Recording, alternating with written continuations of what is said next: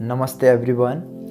आज का हमारा विषय होने वाला है गर्दन दर्द के ऊपर। सबसे पहले हम जानेंगे गर्दन दर्द होता क्या है, उसके बाद हम बात करेंगे गर्दन दर्द के लक्षण क्या क्या हो सकते हैं, और उसके बाद हम बात करेंगे गर्दन दर्द के कारणों की, गर्दन दर्द आखिर किन कारणों से होता है, और लास्ट में मैं आपको 4 ऐसे स्ट्रेच बताऊंगा गर्दन के लिए जिससे आपको बहुत हेल्प मिलेगी अपने गर्दन को रिलैक्स करने के लिए। और आप ये कहीं भी कर सकते हो, घर में भी कर सकते हो, अपने ऑफिस में कर सकते हो, कहीं भी आप कर सकते हो। बस जस्ट आपको कुछ बातों का ध्यान रखना होगा, आपको एक एक मोमेंट को अपने ब्रेथ के साथ करना होगा। तो चलिए वीडियो को स्टार्ट करते हैं और आगे की ओर बढ़ते हैं। तो सबसे पहले गर्दन दर्द के बारे में थोड़ा सा जान लेते हैं कि गर्दन दर्द होता क्या है। आमतौर पर गर्दन दर्द किसी को भी हो सकता है और यह 4 से 5 दिन में ठीक भी हो जाता है, लेकिन अगर यह लंबे समय तक रहा तो यह भयानक रूप भी ले सकता है, क्योंकि जो हमारी गर्दन होती है वो हमारी मेरुदंड से कनेक्ट होती है। अगर गर्दन में दर्द रहा ज़्यादा लंबे समय तक तो यह हमारे मेरुदंड को भी इफेक्ट कर सकता है, हमारे मेरुदंड पर प्रभाव डाल सकता है। तो अब गर्दन दर्द के कुछ लक्षण जान लेते हैं।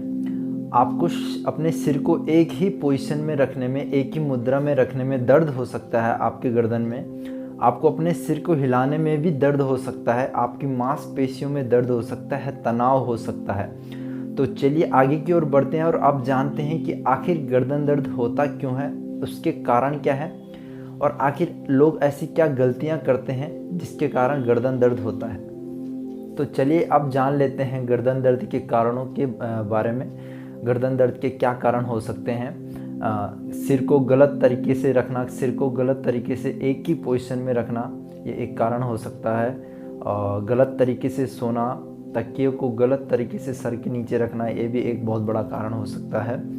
और हड्डियों का कमज़ोर होना, ये भी एक बहुत बड़ा कारण है।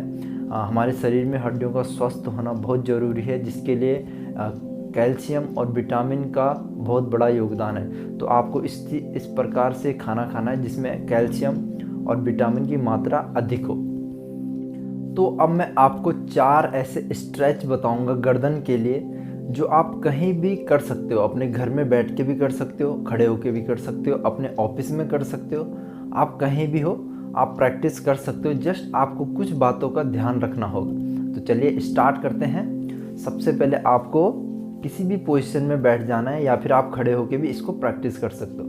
जस्ट आपको स्पाइन को सीधा रखना है, शोल्डर्स को रिलैक्स रखेंगे और चेस्ट को ओपन रखेंगे। सीधा बैठने का प्रयास करेंगे और लंबा गहरा श्वास प्रश्वास लेंगे। आप अपनी आंखों को बंद भी कर सकते हो और खोल के भी प्रैक्टिस कर सकते हो। उसके बाद जस्ट आपको श्वास लेते हुए अपनी नेक को इस तरीके से ऊपर की तरफ ले जाना है और श्वास को छोड़ते हुए सामने की तरफ लाएंगे और नीचे की तरफ झुका देंगे। श्वास लेते हुए ऊपर की तरफ ले जाएंगे, थोड़ा रुकेंगे और फिर से नीचे की तरफ श्वास छोड़ते हुए नीचे की तरफ लाएंगे। श्वास लेते हुए ऊपर की तरफ,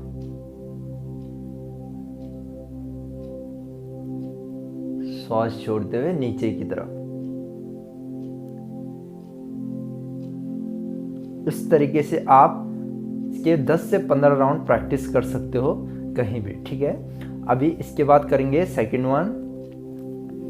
जस्ट श्वास लेते हुए आपको सेंटर में अपनी नेक को रखना है बीच में, और श्वास छोड़ते हुए जस्ट आपको लेफ्ट साइड टर्न करना है अपनी नेक को।